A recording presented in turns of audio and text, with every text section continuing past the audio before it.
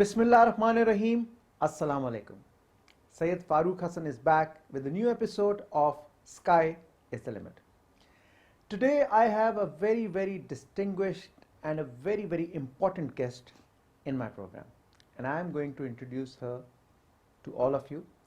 She is heading a very critical position here in Islamabad. She is the Federal Ombudsperson for Protection Against Harassment of Women at Workplace, and she's also a Senior Gender and Inclusion Advisor. Ms. Fauzia Viqar is our guest today, and we are honored to have a sitting with her. Assalamu alaikum, Fauzia ji. Wa alaikum salam. Pleasure to have you. List of achievements: she's done 2 masters, one in political science, one in international relations, and now heading one of the most critical institutions which is looking after all issues related to women harassment and their resolution. Fauzia, let me go back in time, and we will usually start our program like this. Our viewers want to know your background, your fundamentals, which school did you go to, where were you born, how was your early childhood? Well, I was born in this part of town, which is Islamabad and Rawalpindi. I was born in Rawalpindi. A true Islamabadi? I am a true Islamabadian, as they say, okay. And my ancestors live in a village, or lived in a village for about 500 years, close by. But we were raised in Rawalpindi because of the fact that my school was in Rawalpindi, which was the Presentation Convent. Yeah, that was the one and only famous school. That was the only school to go to. And also because my father was in the army and he traveled a lot, and sometimes to places where there were no schools, or where there were schools, he felt that it was better for us to be in school here. So most of the times we were stationed in Rawalpindi, and we'd go elsewhere to places like Job and Fort Sandeman, etc. at that time, in our holidays. So I was raised here, and then I did my master's here in Quaid-e-Azam University in International Relations. Okay. And it was a wonderful university. I hope it still is. It's in the top 100 universities of the world. It was an excellent university with the most stellar faculty from Columbia and Stanford and everywhere else. And after that, I moved to Lahore. Okay. Much later. Okay.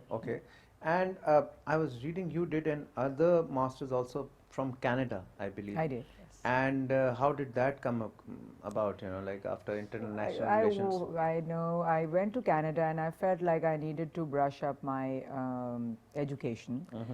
And I'm really glad that I did, because when I went there to McMaster University, I had to work much harder, I have to admit. Despite the fact that I think I went to one of the best universities here in Pakistan, I had to work much harder over there. Okay. Because the structure is a little bit different, or was a little bit different. The curriculum, the discipline? The curriculum, as well as there were seminar classes. Seminar classes means a small group of students who sit together, and they're the ones who discuss the subject rather than being talked down on. Ah, okay. So you had to do your readings, well in advance. Yeah. And the volume of reading was colossal, so I had to cover like a good 500 pages at least in a week or more. And that way it was different, but of course it just helped me build on what I had done earlier.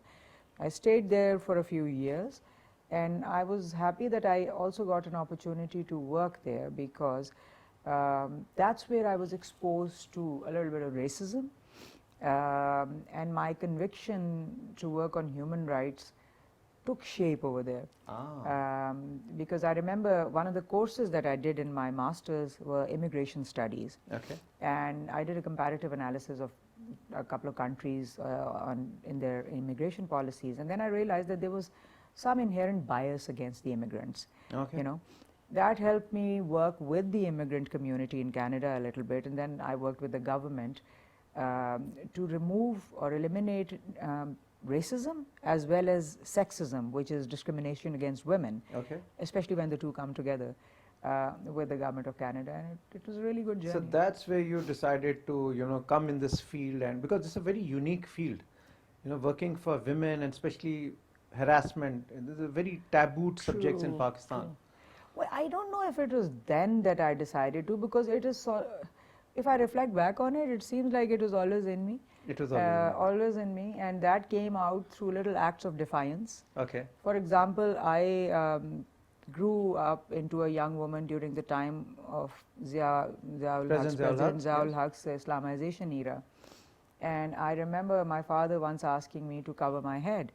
And I said, no, if I want to cover it, it has to come from my own conviction. And while I'm going to do it in front of you, if I go out, I'm going to take it off. So I have to do it for my own conviction. And again, I give a lot of credit to my father because he agreed with, he listened to my logic and he says, okay, it has to be your decision. But that act of defiance was there. Similarly, in that time, I remember I used to, when the concept of Chadar and Char Diwari, or the veil and the four walls, had set in fully, that's when I used to go to college on a bicycle. And it was a difficult task because apart from the street harassment that women feel or suffer, there was also that feeling that I was defying the norms of Islam, which is not true at all. But it happened, you know, I used to do that. So was it the same as it is now? Because I somehow feel that, you know, the decades 70s and 80s, probably the environment and culture was slightly more liberal and people had more liberty to, like, you know, we could see more women cycling on the road or something like that. Is that? Unfortunately, by the later 80s when I'm talking about, it had become a bit restricted. But still better. Still better. I feel that heckling and public harassment has become much more. It could be a factor of the fact that more women are out. It could just be that we've become quite regressive and narrow-minded in our approach since, and more intolerant of women in public places now. But it was difficult then also.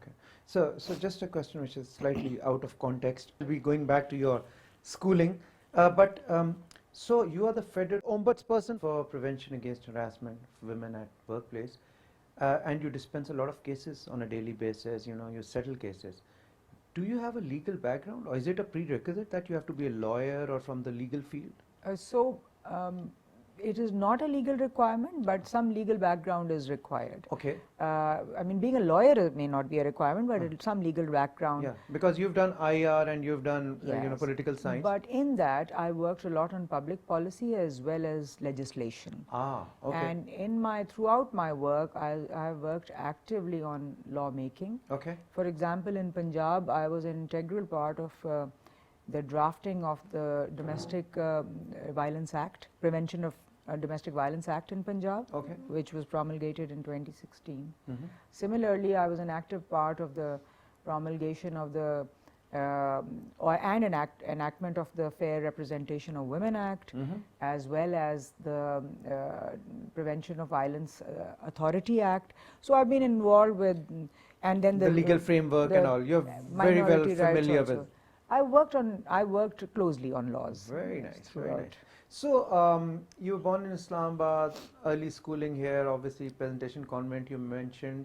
How were the school days? Were you like an extrovert kind of a student, or a, you know, social kind of an individual, or an introvert, a bookworm, and, you know, like teacher's pet kind of a student? You know, it's an anomaly. I was a bookworm, but I was not a teacher's pet, because I read for my interest rather than the syllabus. So I was not a bad student, I was okay, but for some teachers I was a bit of a pet, but not for others.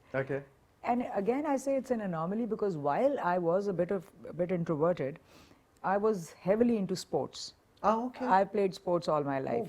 Even now I tend to dabble.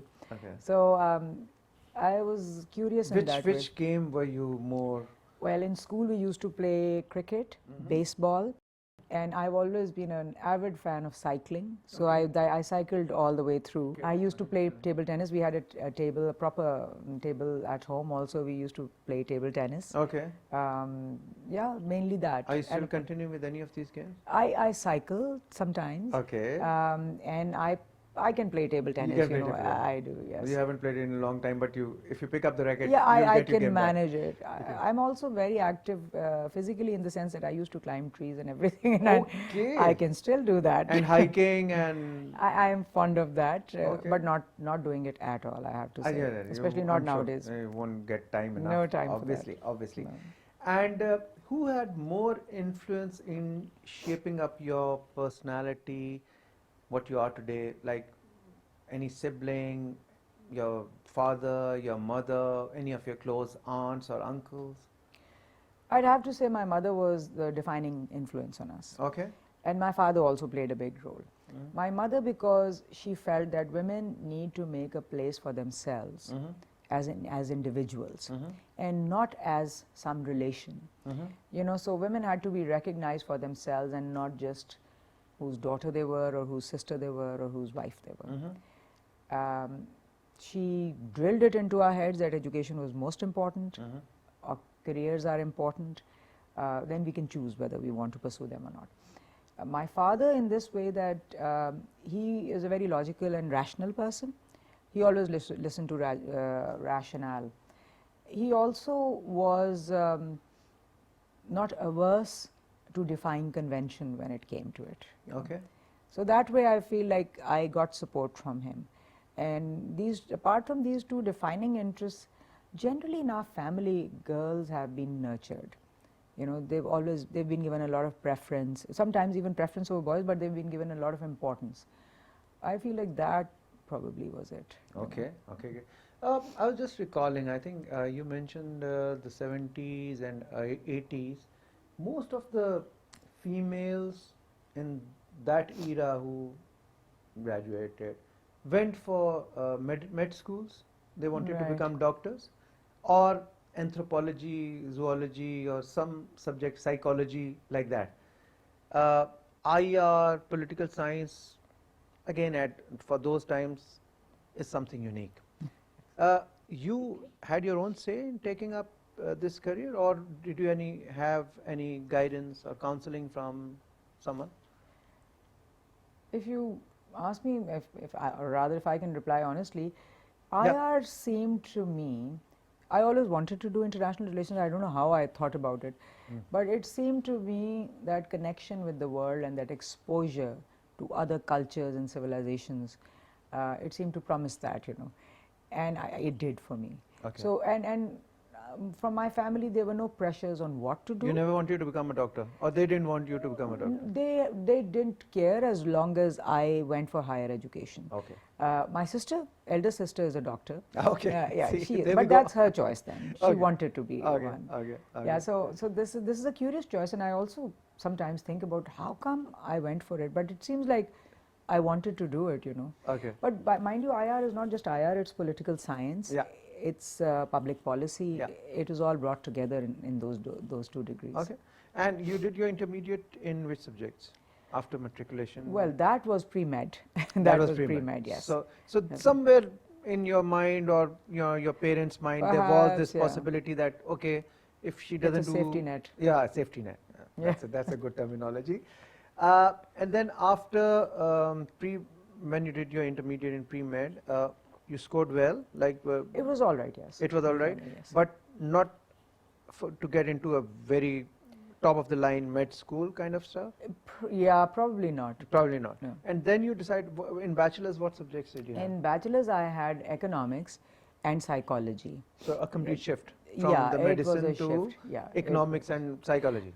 By the way, I feel like every child should have some science background. Yeah. I'm a strong believer in science because science is premised on logic. Yes. And logic comes better from pre-med or pre-engineering or science subjects, right? Absolutely. So I knew that I wanted to do that bit. To develop my logic, which I don't know if I got developed or not, but I'm sure where you're sitting, so it did get developed, and it's a role model for others. Thank you. But then economics I enjoyed, and I've employed economics a lot in my work also, because development economics side of it on how women get marginalized, and the indicators that help us assess women's marginalization through economics, you know, the income that they earn, their labor force participation, the disparity in income, etc., all of those. And psychology, yes, I'm also very interested in psychology, how human mind works, and that's not a very just interesting field. The IQ part of it, but the EQ part of it, I strongly believe in, you know. Emotional quotient. Yes. Okay, so after you did your bachelor's, you got admission into Qaeda University. I'm sure that would have been tough because at that time also there was a It was, and IR was somehow one of the most cherished, cherished or sought after, yeah. DSS and Not DSS. Not DSS? Sorry to all those DSS guys, people. But international relations was the it thing. the it thing. Okay, and you got into that, and then rest is history. Okay, so after that, when you finished your IR masters, did you work anywhere, or did you want to work anywhere? Yes, absolutely. There was no not working. Okay. I actually got inducted into the government. Government of Pakistan? Yes, it was Ministry of Local Government. Okay. Local Government and Rural Development. And I just applied, ad came in the paper, randomly I applied. With the intent that you won't get selected? Yes. Well, frankly, I did not know. Sometimes ignorance is a big bliss. Okay. So just applied, got in. It was a large panel which was interviewing, and then I realized that 2 people got selected out of 2,000 applicants. Okay. Right? And you were one of them? I was one of them, and the other one was, I think, a quota appointment, from what I remember. Okay. I mean, there was a permissible quota, okay. right? And I'm sure there was merit also, but anyway. So I said, okay, I'm selected. But later I found out how much people had pursued that particular position. I enjoyed that. I did for a couple of years, and then I got married and moved to Lahore. So I had to give it up, unfortunately. Yeah. And what was that role about? So that was about rural development, promoting local governance, and community development. So again, entrenchment with the society. Very social, very social development focused, which I thoroughly enjoyed. Okay. And then you moved on to Lahore, and then from there you moved to Canada. In Lahore, I was for many years, and I taught. I taught history in school and international politics in A levels. Which school? So Lahore Grammar School. Okay. And Jesus of Convent and Mary. Yes, I taught in Lahore Grammar Schools because I was visiting faculty. History and? History and international politics. History to O levels and international politics to A levels. Wow. So I taught that for many years, and then went to Canada for a bit. Yes. Okay, okay. And this teaching profession was something on your own, or you just thought that, okay, I have this time in my hand, so let's use it, tactfully? I think in Pakistan, teaching provides women with a lot of flexibility. Yeah. Timing-wise? Timing-wise. In my case, it was further good because I was visiting, so I would only go for my classes, which was not a practice in those days. You had to be there I full time. was one of the people who were lucky enough to be given that flexibility. But I think most importantly, all my life I've been, in some way or form, been interested in learning. And I feel like there is no better way of learning than by teaching. Wow. That really forces you to reckon with it. You and stay abreast with all the latest happenings, developments, and academically your mind develops. And it's a very gratifying field because I meet my students, former students, who are doing amazingly well, and I'm very, very grateful when they say some things like how something that I might have taught them shaped or influenced their life. And it's touching. And that's why I'm very involved in teaching even now. I take time out for teaching, but senior people, like government. Yeah, the government officials. Senior government officials. Yes, you were telling. So were you a strict teacher, like to your students? Like what would you do to someone who would not listen to you? So I don't believe in physical disciplining or disciplining in that way, because I feel like when students are not listening, it's the teacher's fault. And you have to captivate their attention. You have to capture their attention, you have to motivate them. And mind you, in O levels, I was teaching them master's level syllabus because I refused to follow the syllabus, or rather the textbooks. There were, some prescribed textbooks kinds. So I refused to follow those because I felt like these children are very smart and there is no need to restrict their imagination.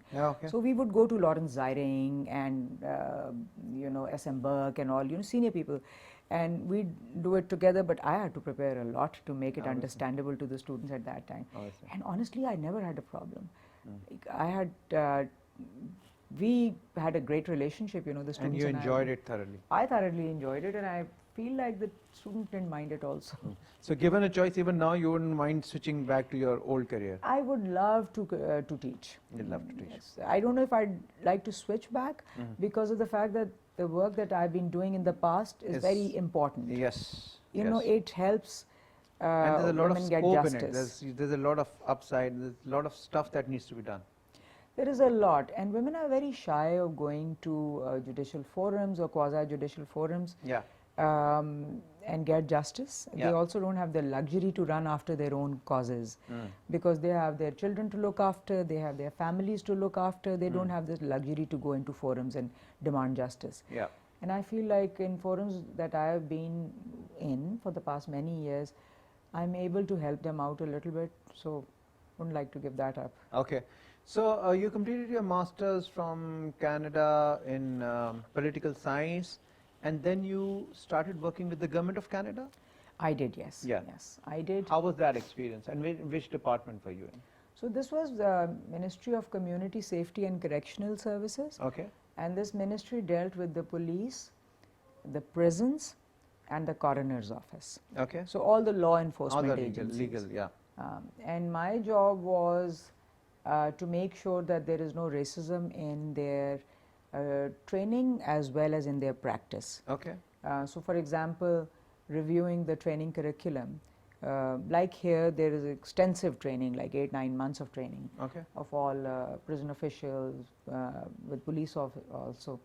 So I focused on training review, curriculum review, and then visited institutions to see how, for instance, prisoners were faring, you know, and especially brown prisoners. Okay. So Yeah. people of Pakistani descent, people of black descent, Asian descent for that matter. Asian, African, South American. Yeah. You know, racism is meted out. Even European, the East Europeans. So even though they look white, but they're not white. So, But I believe Canada has a good record of in this respect. Canada is a very proactive country. In the index, yeah. And I give them a lot of credit for the fact that they have recognized that racism is a reality, and therefore they moved very fast to correcting it. And this, my appointment, for example, as part of a division which was dealing with anti-racism and human rights. That entire division, at that time there were 34 senior consultants, I was one of them. It was focused on eliminating racism and discrimination of all kinds. And that's why there is no discrimination, you know, or there is little discrimination in comparison with other countries. Okay. Simultaneously, I reviewed, for example, Australian immigration policy, and that was far more discriminatory in comparison with Canada. Okay, okay. So you did that job for about, what, 3 years, 4 years? No, I did that for about 5 years. Yes. 5 years, okay. You got a good solid foundation done, and then you decided to come back to Pakistan. I decided to move back to Pakistan. And what was that decision influenced by? Well, partly family considerations, in the sense that my parents-in-law were getting on in years and they needed some support. Yeah. My own family is here also. Yeah. And I wanted to be in Pakistan, and I haven't regretted it ever since. I think that happens to every loyal Pakistani. You know, there comes the time, it depends. It could be anywhere from 1 day to 10 years or 15 years, that, you know, your heart says that you want to go back to your roots. Go back. I know, although I was doing very meaningful work in Canada also, but the kind of gratification that you get from helping people here is much more. Because you see systems work much better abroad, and especially in the first world countries. Here you have to have a lot of personal intervention. Personal intervention, you have to use your influence, and you know, it's a very difficult decision to leave a well-settled lifestyle and a job and to move back to an area where you know you will probably face challenges. It is, yes, but it's also, I guess it's, like I said, it's so satisfactory that it doesn't matter. And I'm at that stage in life where people matter much more than things, and lifestyle is determined by the affection that you get from other people. So absolutely, and I think just the feeling that you are contributing to the cause of humanity, that's something which... Yeah, you're playing your role.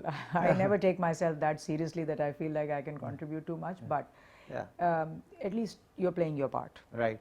So we'll come back to your professional career in Pakistan. How did it start? Which areas did you serve? What was your contribution in those organizations and towards the society in Pakistan?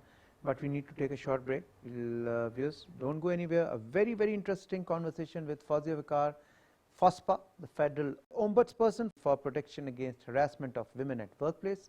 We'll be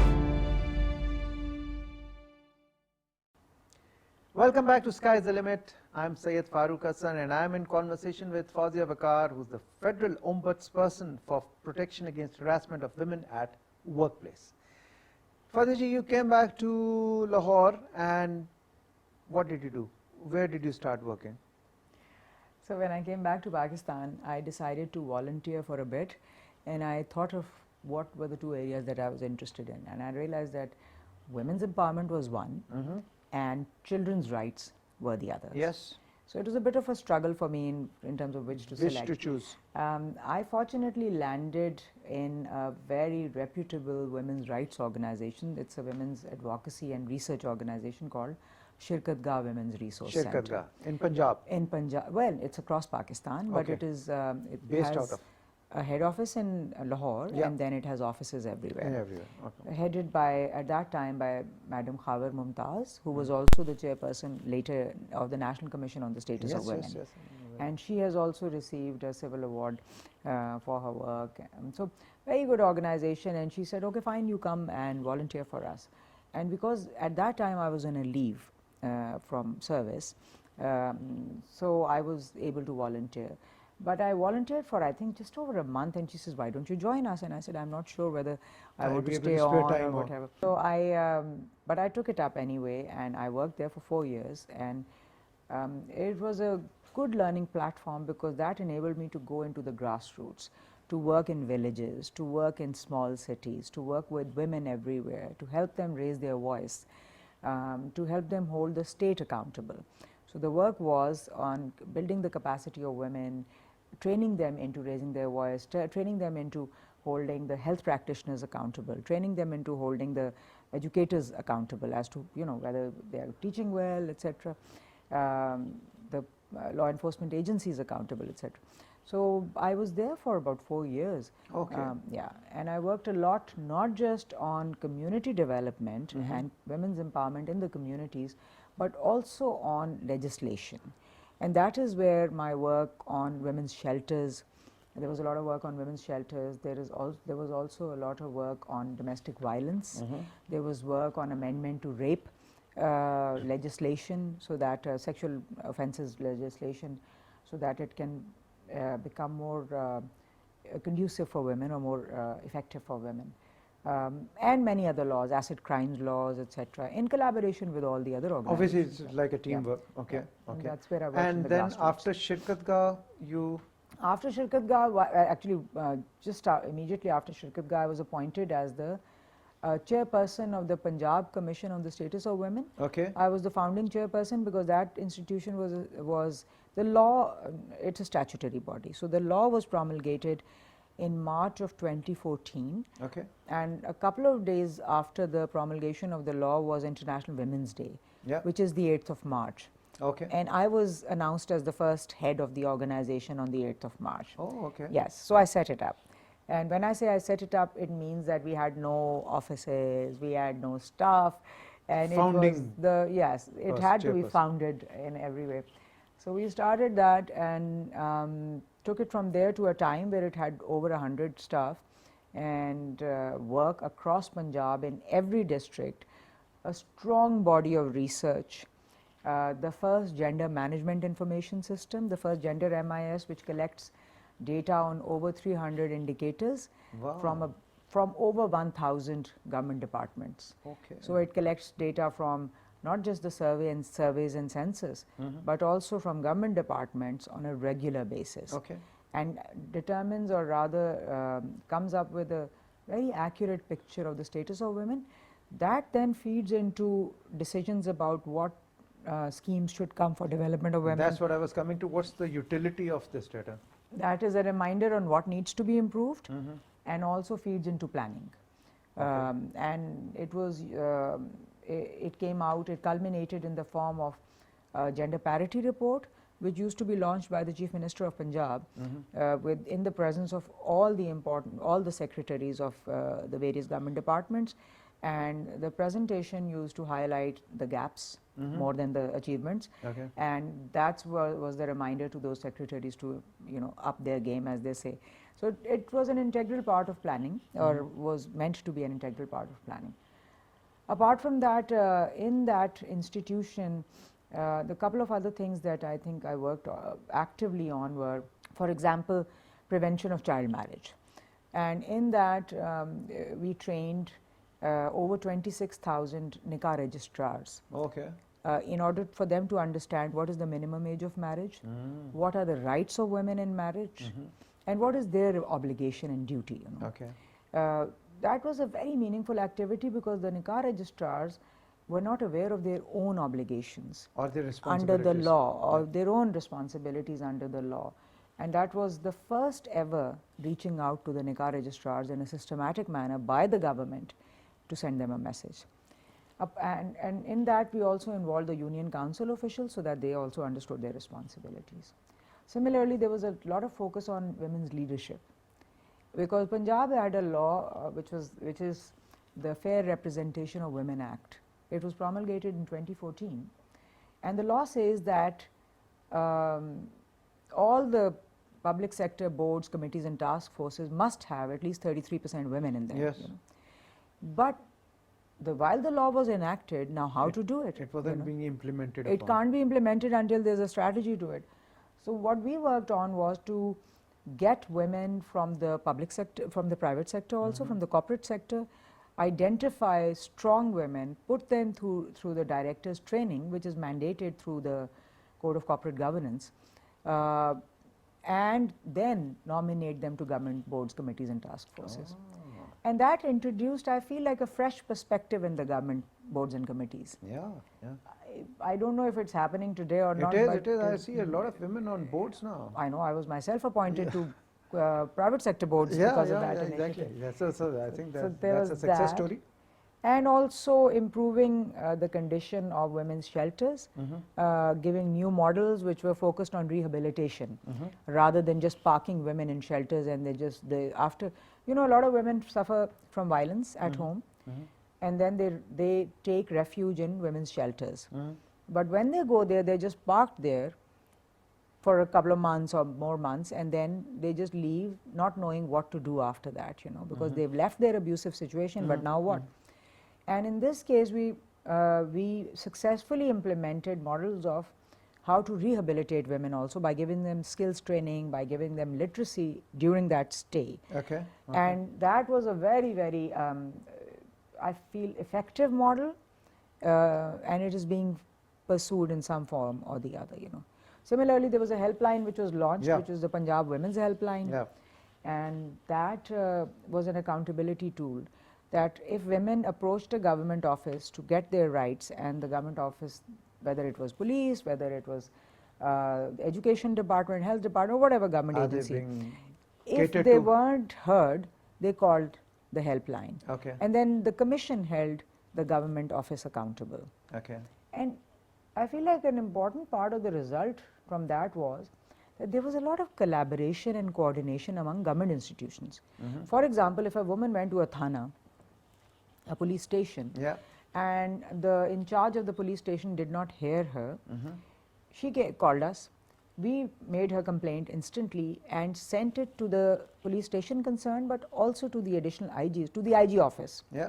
And the senior management in IG office was very cooperative. Okay. They held their own staff to account, and they became a regular mechanism to make sure that the downstream police officials were doing their job well, you know. I was impressed with the amount of cooperation and support that I got from the police senior management in getting the rights of women who came to the lower staff at that time. Okay. So that was another one. Wow. So this helpline that you mentioned, most of the organizations or research firms have this kind of a mechanism in place.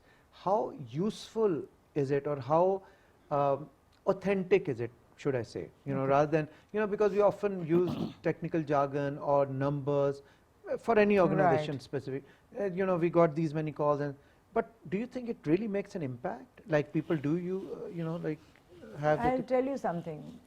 For any initiative to succeed, there have to be two ingredients in place. One is leadership, strong committed leadership. Yes. And the other thing is continuity. Sustainability. Sustainability, continuity, and unfortunately that leadership I left the Punjab Commission on the Status of Women in 2018, Okay. 18-19. Yeah. 19. And after that, no chair of the commission was appointed till now. Till now? Till now. So unfortunately, the leadership is floundering a little bit. But we designed it in a manner that it became a part of the current budget of the organization. So the continuity stayed. And the design was such that there was dedicated human resource. It's a self-sustaining unit. It became a self-sustaining unit, and it is working still. It can do wonders. It was doing wonders, and it can do wonders. But leaderless, right? But it is if there is strong leadership, because I used to personally sign every complaint. So in one day I would sign, let's say, 25 complaints or 30 complaints to various government departments and all. And that was an opportunity to see what is happening on the ground. You know, to take your own team to account on that. It was also sometimes people came and you saw them and you met them and you realized what they were suffering. So the interface is important, the leadership, interface with the leadership is very important. However, the team is still good and there's some continuity and it is useful. It's very useful. And you left there in 2019, you said? 19, yes. And then what did you do after that? So after that, I decided to not work for the government for a little bit. Okay. And take a break. Take a bit of a break, but also work with the government in the sense that I went into advising. Consultancy. In a very advisory consulting role, and worked on a large public sector governance program. Okay. Which was advising on planning and budgeting for the governments of Punjab and KP. It was called the Subnational Governance Program, and it was done with the support of governments of Punjab and KP, but resourced by the government of Britain. And in that, the finance department, the planning and development board, the local government department, excise and taxation department, etc., we worked with them to see that their policies, their procedures, and their planning ensured good governance. But my role was specifically accountability and inclusion. How accountable were those institutions to the people that they were answerable to? Okay. And how inclusive were they in their planning? Okay. Okay. And this was on a country level or? This was for Government of Punjab and KP. Government of Punjab Yes. and KP. But in that time, I also, for example, developed the Women Development Sector Plan for the Government of Punjab, for the Government of Balochistan. For the Government of Balochistan, I developed other aspects of programs for UN agencies. European Union also worked on violence against women a lot, but in a consultative capacity. Okay. And then after that, you landed up here in FASPA. So we're going to come to FASPA. But before that, all these roles that you've done, you've contributed a lot towards the society in Pakistan, to the cause of women, women empowerment, women justice, legislation and all. You didn't mention any challenges that you must have faced, because this is a very tough, hard and tabooed subject in Pakistan. How did you manage to what kind of challenges did you face, first of all, and how did you manage to overcome that? Are you sure you don't want another program, a full program on that? Well, we could do that, but briefly, if you could just, like run me through. So the challenges have refined a little bit over time. Yeah. You see, if you look at 20 years ago, there was a denial of women's equality. Yeah. And it was seen as a quote-unquote Western agenda. Yeah. That was a roadblock that you hit your head against, but that changed. And fortunately now, there isn't a denial of women's equality and empowerment. However, the mindset still blocks the initiatives for women's equality and empowerment. You know, like people, they will say that they believe in it, but they don't actually do it, or they really don't believe in it. Placebo effect. A little bit, yes. And therefore, that becomes sometimes a little more dangerous, because you have people signing off on something, but not really believing in it. Implemented, or that becomes a bit of a challenge. Buy-in is not there. Buy-in is not there. Similarly, there are also, I'm really glad to see that legislation and policy has moved by leaps and bounds in Pakistan. And that's a very first roadblock that one faces. But at the same time, the mindset hasn't changed commensurate with the development in the legislative framework or scenario. Okay. That becomes a big challenge. So an average person on the street just feels like this is an unnecessary, at best, unnecessary cause to work for. And normally it's not just they don't find it unnecessary, they find it offensive. Okay. You To know, top it all.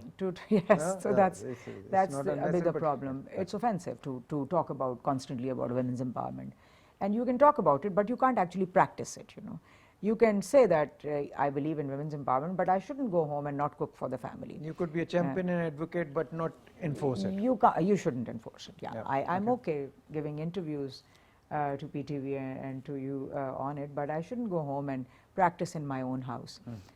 So that, and then for me another challenge was on how to convince people that women's rights are human rights also, right? And that women's equality is not women versus men at all. This is about women and men working together, not only for the betterment of humankind, but also for the development of the country, because there is a big price tag associated with women not contributing to the national economy. Absolutely. Right? Absolutely. We don't understand that. Yeah. So that, you know, helping people understand it's not men versus women. It is women and men. It is men and women, like the Quran says. Collective as a nation, as Yeah, we're the all Quran says, Pakistanis. "Oh, yeah? ye believing men and believing women." Yeah. You know, righteous men and righteous women. It also always brings together men and women. Yeah. We don't. We somehow see it as one against the other. So why we still have that challenge. And then the institutions are not strong enough that are working for women. They need to be strengthened further. And for that, there has to be a greater buy-in, as you say, from the leadership, from senior managements, etc., to help them understand that it's not okay to harass people, women, you know. So what I gather from from whatever you said is that there were challenges, there were very tough challenges, but they could not cow you down, and you reached where you reached. And similarly, as an inspiration to all the other talented youngster, the young women in Pakistan, you're like a role model that it is something which is doable, and we can collectively change the thought process. We can, Yeah. yes. There are lots of challenges, and I personally also, in my personal life as well as in my professional life, came across a lot of challenges. But you have to believe in yourself and you have to plow along. Okay, Fauzia ji, now we come to FOSPA. So your Sure. appointment here, and this is a very prestigious role.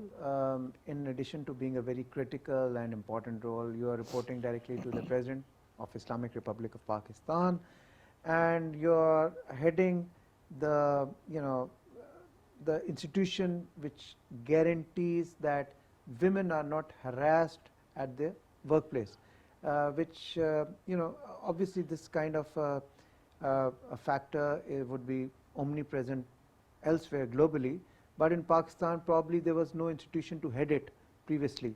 So FOSPA is the one which is spearheading this cause. How do you feel? What are the major challenges, and what initiatives have you brought about in the last 9 or so months that you've been here? First of all, to clarify for your audience, FOSPA has two mandates. One is to enforce protection of women, or protection against harassment. Yes. It can be harassment of any person. Mhm. Although the law says protection of women against harassment, but the complainant can be any person. It can be a man, Oh, okay. a woman, Okay. or a transgendered person. Okay. And through your platform, I'd like to reiterate that so that the transgendered persons out there know that they can come to FOSPA and they will definitely be heard, and they fall squarely within our mandate. Okay.